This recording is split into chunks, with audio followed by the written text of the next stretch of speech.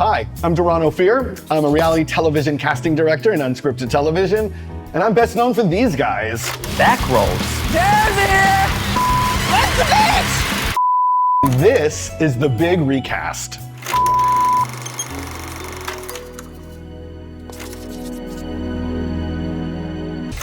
Doron Ofir has been in the nightclub business for the past 11 years, but we hung out with him on South Beach for just one night and documented what his night is like. We'll let you see for yourself what that entailed.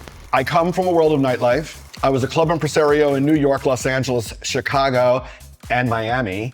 And my job was to pick the people that you partied with. So that eye was developed at the door of some of the biggest clubs in the world. And if I picked you to come in, you were probably right for reality television. I look at being a door person as almost like the ringleader of a circus. Yeah. Step right up, the show's inside. I'd like to think that it's possibly going to end up being a really great screenplay. Working in nightlife and becoming a club kid in the era in which I was sort of brought up, it was all about individuality. It was all about self-expression. It was all about gender and identity expression long before those things became buzzwords. We represented a time that you wanted to be seen. Nightlife was very different back then, and you couldn't buy your way in, so it had nothing to do with money. It had to do with swag. It had to do with personality. It had to do with how you self-presented. And it did not have to be avant-garde, but you had to have that something, that undescribable it factor that everyone always talks about, that in scripted television and in film, people always say, oh, she's got the it factor. You were able to do that walking up, and I was able to differentiate that instantly. Even if you're wearing baggy jeans and sneakers and you've got a teddy bear backpack and you've got like a glow stick hanging off your ear, that is a look. It's that special something, that glint in the eye, that confidence, that way you enunciate certain words, whether it is an affectation or not. It is life before filters in presentation. And that made it so much more authentic. Being a club promoter, being a club doorman, being the person that kind of allowed me to cast the party inside, I did it over a period of 12 or 15 years. And I was notorious at it. And, you know, there's some press about being the bouncer that runs reality television. I was never a bouncer. I was a selector. And in the heyday of when I had done it, we were still in an era of supermodels, and we were still in an era of changing fashion. So beauty was different in terms of how you chose what was hot. I was lucky enough to be a part of a scene that came after Studio 54. So the iconic and legendary disco where Steve Rubell had done the pick and choose, I was the next gen of that. And when you're entering into the 80s and 90s, the celebrity culture, the models, and everybody mixed. This was a time before social media, so nobody was afraid to be outrageous. Nobody was afraid to let their hair down. Our job is to create the party. 2, Yeah, go. 3, go. Go. A party is a party if it has an eclectic mix of people. So I start to pick and choose various types of people. How many do you have total? When I had the privilege of doing what I did, I used to choose people to enter into nightlife that was a mix.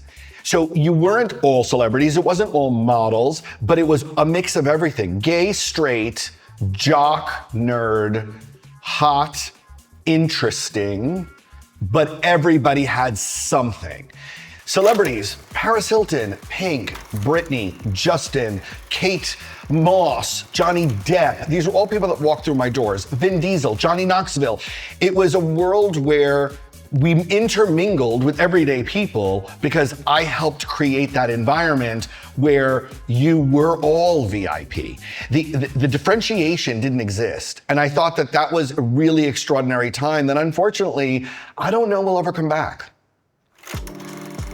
Look, when you talk about reality television and the concept of what is reality, it's basically documentary. And when you talk about documentary and you talk about unscripted, it is a story. It's just not a story that's pre-written. And so casting is so important, and why I'm so passionate about it is because you don't have a show without a cast. It's the cast that dictates the story. It's the personality. It's the legend behind the unashamed, unapologetic, real version of who you are. Reality television really broke through with Survivor.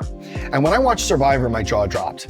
It incorporated everything that I loved about storytelling, and it put people in an unreal situation where they had to lose their inhibitions and the real truth came out.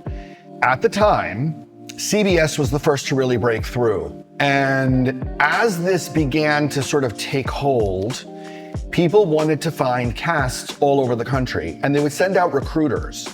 And there was no real reality casting people because the scripted casting people had sort of done this as a side job.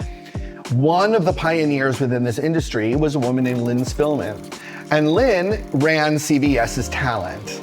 And she would send these pods or these recruiters to different cities to walk around and look for hot people, interesting people. They would put out news, articles and say, we're looking for.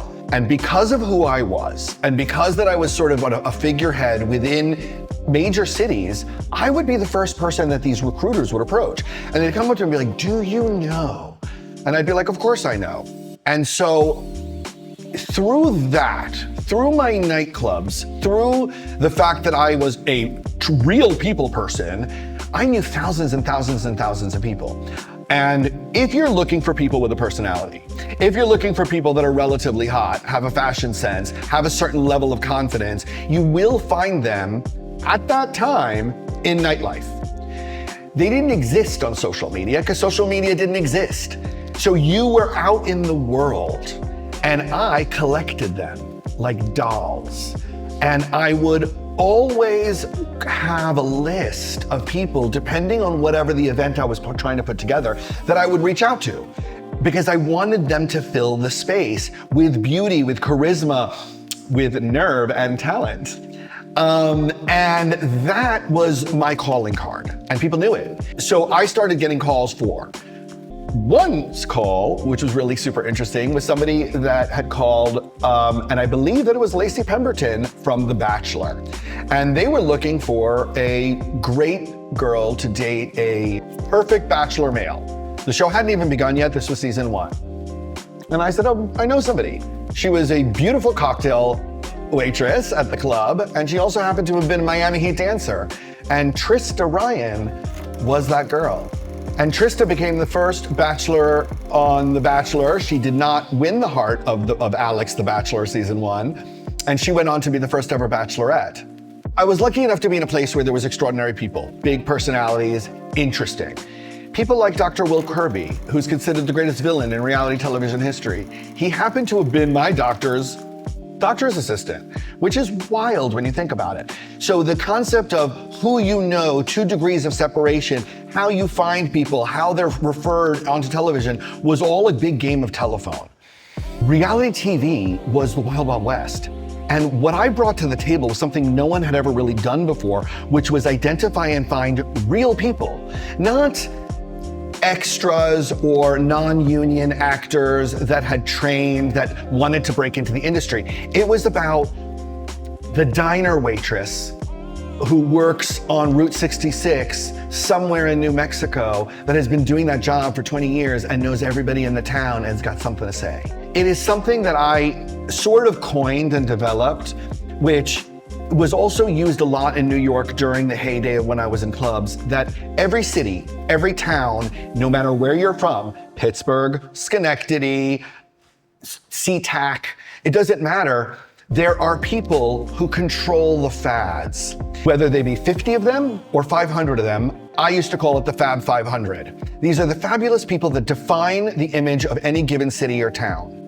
And depending on who they are, they're the gatekeepers. And they are the ones that know everyone. The traditional casting people in LA at the time, because they used resources within scripted television, didn't have that concept. They didn't understand that these people exist in the real world. And these people are makeup artists. These people are hairdressers. These people are the concierges at the cool hotel and the luxury hotel. These are the people that will get you the reservation at the restaurant or tell you what art gallery has the next big opening. They are the people that are the finger of the pulse of any given city. I created a system of being able to isolate these people in every major city and created a database. And those were the people I would call. So I would get outlandish requests for, I would love a blonde, blue-eyed Asian girl. And I would say, okay. And I would suddenly deliver them. And I became the go-to person to call. And art imitates life, and I created a business card. And since no one would hire me, I basically self-identified as a casting director. And once I did it, there was no going back. Reality casting directors are hired either by network or production company, depending on what the project is. Sometimes it's a development project, and that is defined by something that is not a real thing yet, it's just an idea. And the idea would have legs if it's cast contingent, if it can be cast. An example would be, we want to do a dating show about pregnant women. Can you find single women who are pregnant who are still dating? And that show became Pregnant and Dating. And I was able to prove that concept. So it's anything and everything you could possibly imagine. What happens once you find them? You know, originally this is marketing. It's marketing and promotions and publicity. That's really the keys to casting a reality television show, because you have to let the world find you. You've got to be able to get your information to people that don't know you're looking for them. And truthfully, if they are applying for multiple shows on multiple networks, you really don't want them, because then they're not really authentic to the project you're trying to cast. And that's just one man's opinion, but it's kind of what I believe has set my projects apart. The methods, you know, when we first started, it was all about going out on the road. You had sent teams out, recruiters, to various cities to find the people, and I would incorporate my teams to go out and find the Fab 50 or the Fab 500, and then go out into the world in which they live and identify them. It's that it factor. You stand in a club, and where does your eye lock? Why does that girl stand out in a group? It's in a crowd, walking down the street, on a line at a movie theater. It's at the kiosk buying a beer at a concert. Why does your eye rest on specific people? And I would train my teams to do that, and then they would walk up to them with clipboards. We would do events, we would do open calls, we would do radio shout outs, and all of that would supplement. We would create applications online where you would go to the .com address and fill out the application, which then we would call, do phone interviews, and then invite you in for real interviews or come to your town for the interview day.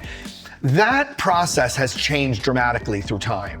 And now, because of the advent of social media, it really changed it, because now you've got Instagram, Facebook, LinkedIn. You know, we had Myspace. And if you look at my original applications from the shows prior to social media, we would ask them, like, what's your Myspace? Because it was an indicator of their creative ability to self-describe themselves. We now live in a world where everything is self-described. The problem is that it's self-described for what they think you want them to be. There was a time when you would ask a person in an interview, so who are you? Tell me about yourself. And they would freeze and they would say, you know, I don't know, I'm fun. You know, now it's instant. Oh, I skydive, I'm an influencer, I work out 3 times a day, I eat 46 grams of protein for breakfast. And it's so staged that we don't know the authenticity of who these people are. And which makes the job of a casting director today in reality even harder, because now you've really got to find who they are. And by doing so, you've got to be able to break their self-image of who they think they are and peel back the layers to find the substance underneath. And it's not about digging into, let's say, trauma. It's about finding out what makes them truly happy, truly laugh, truly cry. It's who were they when they were 7, 13, 18, 21, and so on. I can detect bullshit the second somebody comes into me. And what's interestingly enough is that I've had people work for me and ask, so we do this 45-minute interview and, you know, it was so good, and they denied that person. And my point is, you've got 4 seconds, 1, 2, 3, 4, to capture the attention. The studio executives and the people that are making the final decisions, they're watching hundreds of these videos and they're not gonna watch the whole interview. So you've got to capture their attention instantly, and it's usually with an opener, even from the way that they describe their salutation, or you would start with their greatest line from the interview and be like, you know, I feed pigeons in Central Park, I'm John, you know, like, and suddenly it's like, wait, what? And it's the unexpected. It's the thing that you would never think by looking at the person that that's who they are. People are fascinating. And reality television for me is an anthropological, sociological treasure hunt. And I would like to think that I'm probably one of the best at it because my track record kind of shows it. I mean, I've cast over 300 shows and some of my people are synonymous globally. This was the Wild West of reality television and I am so proud to have been a part of it.